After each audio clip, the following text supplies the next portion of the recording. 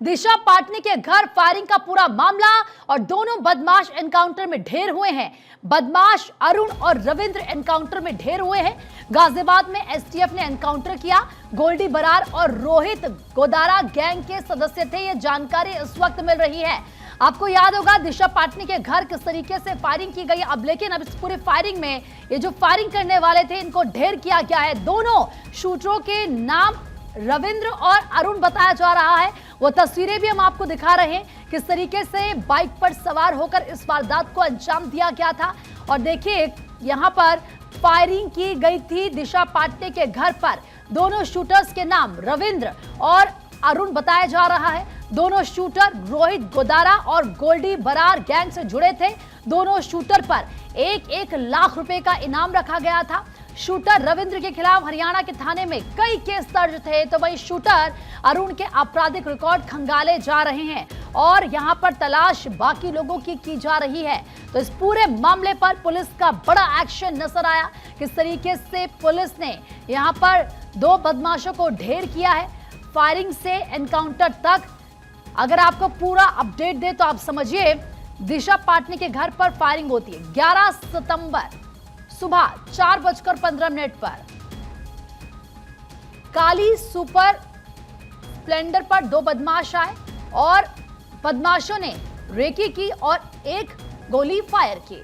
फिर उसके बाद 3:33 की सुबह 12 सितंबर की बात करें तो सफेद अपाचे बाइक पर दो बदमाश आए। बदमाशों ने रेकी की और कई राउंड फायर किए।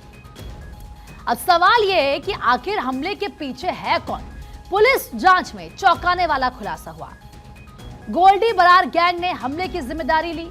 रोहित गोदारा गोल्डी बरार गैंग ने यह साजिश रची थी। दिशा के परिवार से मोटी रकम वसूलने की साजिश थी।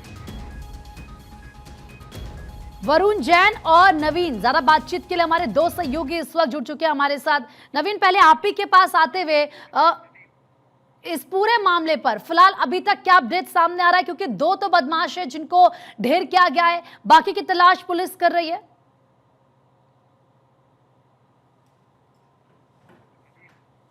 नदीम,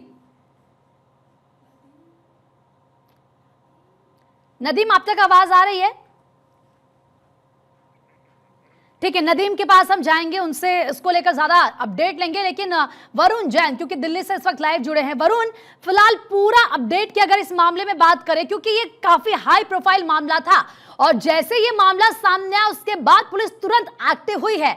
अभी क्या आपके पास जानकारी है वरुण?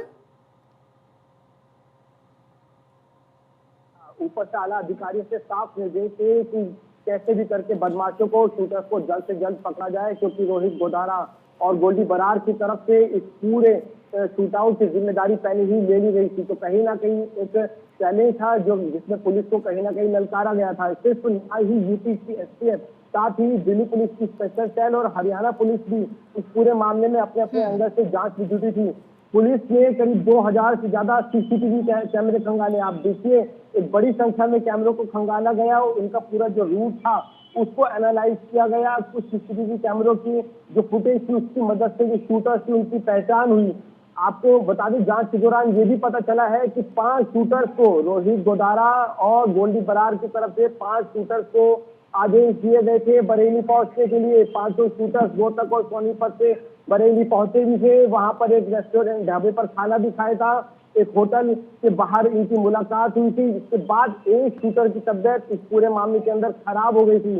उसके बाद वो शूटर वापस पहुंच गया था। यानी कि जो 4 शूटर बचे थे, अरुण, रविंद्र और इनके 2 साथी, इन चारों ने बाकायदा पूरी दिशा जो पटानी है उनके घर के बाहर रैकी करी।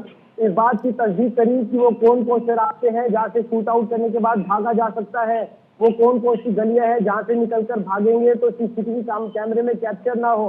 पूरी प्लानिंग के बाद इन्होंने घर के बाहर इस शूट आउट को अंजाम दिया।